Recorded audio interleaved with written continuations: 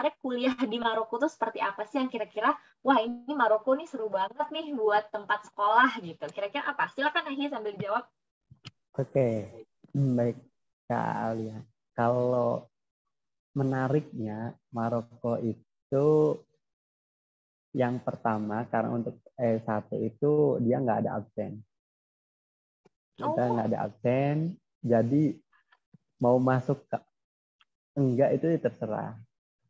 Nanti yang penting ujian itu lulus oke. gitu. Oh, jadi gini, Tuh yang terserah menarik. nggak masuk nggak apa-apa, yang penting lo ujian bisa gitu ya kurang lebih Bisa, ya. Oke. iya.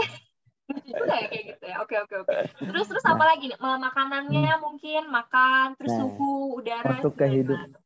untuk yang kuliah gitu lah ya. Ya. Untuk yang sekarang kehidupan umumnya gini. Maroko itu semua nggak ada nasi ya, nggak ada nasi. Ya kalau beras mereka itu nasi itu buat apa namanya? Buat lauk gitu. Oh, oke. Oh, jadi kita paling paling susah itu di makanan. Karena Mm-mm. biasa nasi di sini nggak ada, jadi semuanya roti.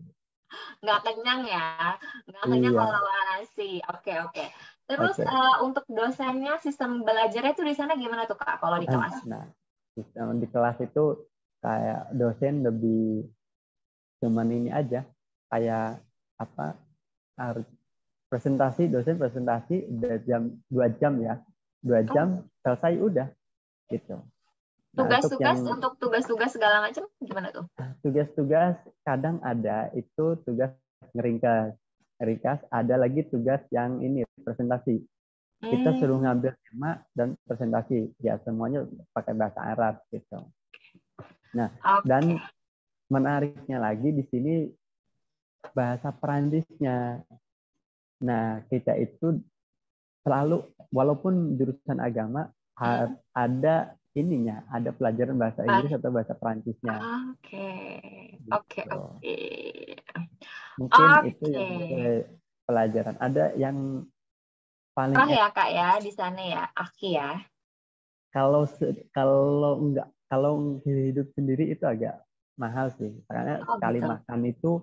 sekali makan bisa habis 50.000, 40.000.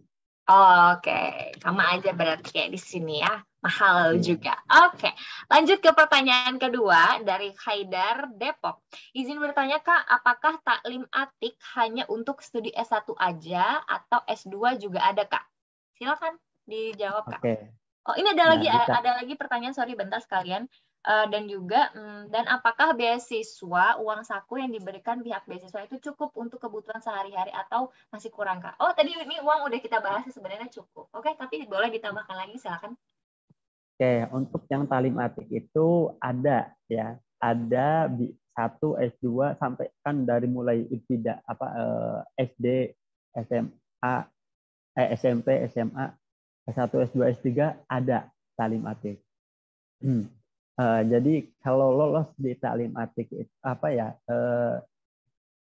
talim atik lebih kita pengennya mau kemana gitu.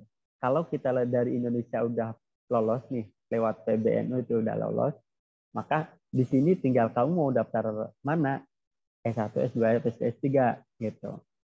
Mau daftar S1 bisa, S2 bisa. Nah, nanti itu di situ seleksi. Kalau seleksinya lolos, ya, kalau lolos berarti masuk ke tujuannya.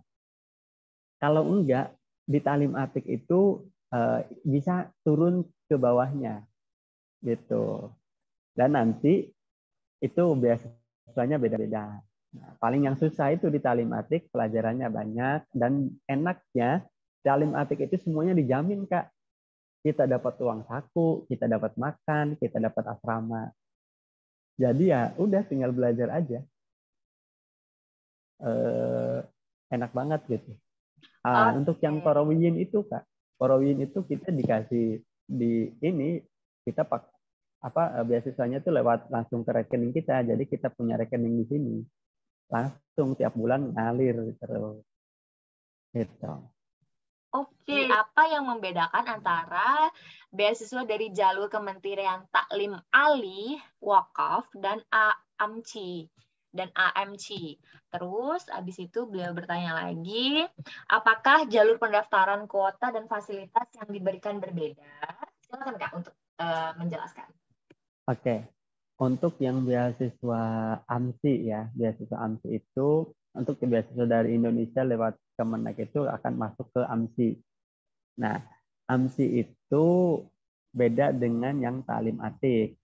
Nah, beasiswa AMSI itu kan turunnya 2 bulan sekali, yaitu tadi 1.500 dirham per 2 bulan. Nah, di situ eh, beasiswanya itu hanya cuma uangnya saja, bisa diambil di bank-bank sini, di bank-bank tertentu. Kemudian kita fasilitas rumah apa itu nggak dikasih. Jadi kebanyakan teman-teman nyewa barang-barang patungan gitu, nyewa rumah. Nah, untuk yang beasiswa talim atik itu tadi kayak Korawin gitu. Kita dapat tiap bulan uang itu, kemudian dapat asrama, dapat makan, itu lebih komplit kalau talim atik. Gitu ya Kak ya. Oke, jadi tahu bedanya lebih ke fasilitas yang didapatkan ya, kurang lebih bisa menjawab pertanyaan. Oke, teman-teman ada yang mau bertanya lagi? Mungkin satu pertanyaan lagi sebelum kita closing, karena nggak kerasa ini udah 1 jam aja kita berbincang-bincang bahas tentang Maroko. Sambil menunggu teman-teman yang ingin bertanya, aku akan mereview lagi nih sama teman-teman kira-kira hari ini kita udah dapat informasi apa sih tentang Maroko. Jadi aku udah buat notes kecil, jadi aku akan nge-remind lagi teman-teman. Jadi untuk beasiswanya itu ada beberapa. Yang pertama ada AMCI, di mana AMCI itu terdiri dari 30 orang kuotanya untuk orang Indonesia. Jadi teman-teman kuotanya tahun ini ditambah tuh. Ini jadi salah satu peluang yang bagus buat teman-teman untuk bisa apply ke beasiswa melalui jalur AMCI. Yang kedua ada beasiswa dari jalur Taklim Ali, di mana beasiswa ini memberikan pilihan berupa 14 universitas yang ada di Maroko. Yang ketiga ada wakaf atau urusan keislaman. Nah, di mana dari ini berdasarkan di Kementerian Agama Maroko dan juga pesantren atau madrasah. Jadi teman-teman yang alumni pesantren atau madrasah ini mungkin menjadi salah satu pilihan untuk teman-teman apply melalui jalur wakaf atau urusan keislaman. Nah, terus habis itu untuk pendidikannya S1 kurang lebih 3 tahun, lebih cepat daripada Indonesia ya. Yang untuk S2 dan doktoran itu tergantung program, bisa mulai dari 2, 3 tahun dan selanjutnya sesuai dengan jurusan ya pastinya. Oke, nah untuk kalau beasiswa dari Indonesia sendiri itu ada 3 teman-teman. Itu ada dari Dikti, Kementerian Agama, PBNU, ada juga mungkin LPDP ya Kak ya, dari Kementerian Keuangan. Mungkin kalau teman-teman dari yang anak-anak pesantren boleh banget di Kementerian Agama, tapi kalau teman-teman yang mungkin jalur umum gitu ya, jalur umum boleh didaftarkan di LPDP. Oke.